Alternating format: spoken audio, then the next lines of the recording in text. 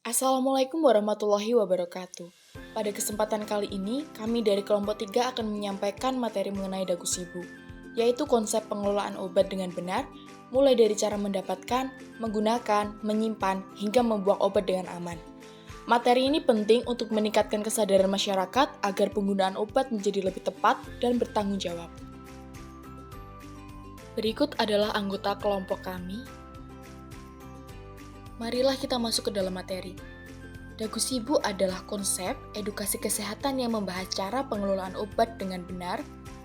Dagu sibu juga merupakan singkatan dari dapatkan, gunakan, simpan, dan buang obat dengan benar yang menggambarkan tahapan penggunaan obat dari awal hingga akhir.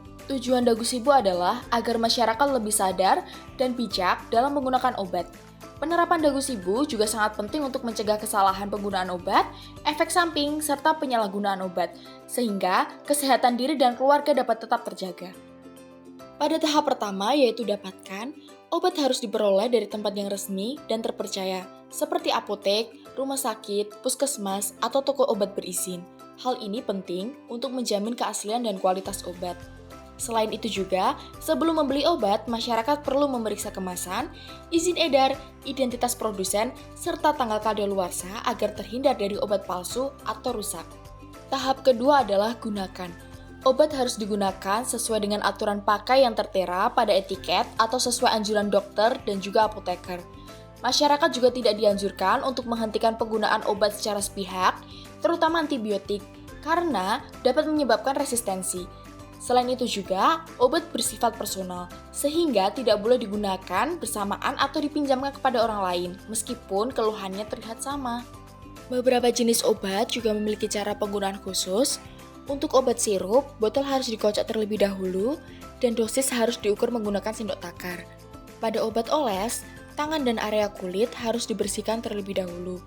Sedangkan, obat tetes mata, hidung, atau telinga harus digunakan dengan menjaga kebersihan ujung botol dan tidak digunakan secara bergantian dengan orang lain.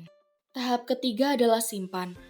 Pada tahap simpan, obat harus disimpan di tempat yang sejuk, kering, dan terlindung dari sinar matahari langsung.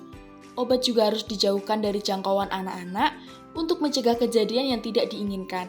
Selain itu juga, obat sebaiknya disimpan dalam kemasan aslinya agar informasi penting seperti dosis dan tanggal kadaluarsanya tetap terjaga.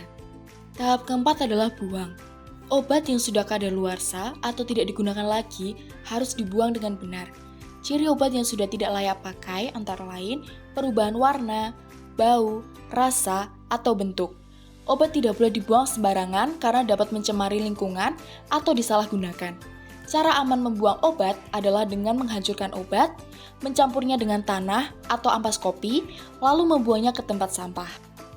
Dampak positif dari penerapan dagu sibu adalah memberikan banyak manfaat, antara lain mencegah efek samping dan keracunan obat, mengurangi resiko penyalahgunaan obat, serta memastikan efektivitas pengobatan.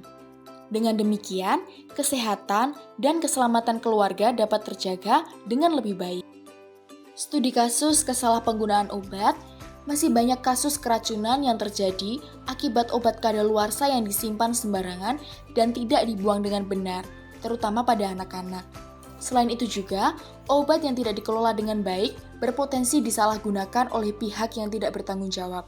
Kasus-kasus ini menunjukkan betapa pentingnya edukasi dagu sibu di tengah masyarakat. Sebagai penutup materi, mari kita bersama-sama membudayakan dagu sibu dalam kehidupan sehari-hari, dapatkan obat dari sumber terpercaya, gunakan obat sesuai aturan, simpan obat dengan benar, dan buang obat kadaluarsa dengan aman. Dengan menerapkan dagu sibu, kita turut berperan aktif dalam menjaga kesehatan keluarga dan juga masyarakat. Demikian pemaparan materi mengenai dagu sibu yang dapat kami sampaikan. Semoga materi ini bermanfaat dan dapat diterapkan dalam kehidupan sehari-hari. Atas perhatiannya, kami ucapkan terima kasih.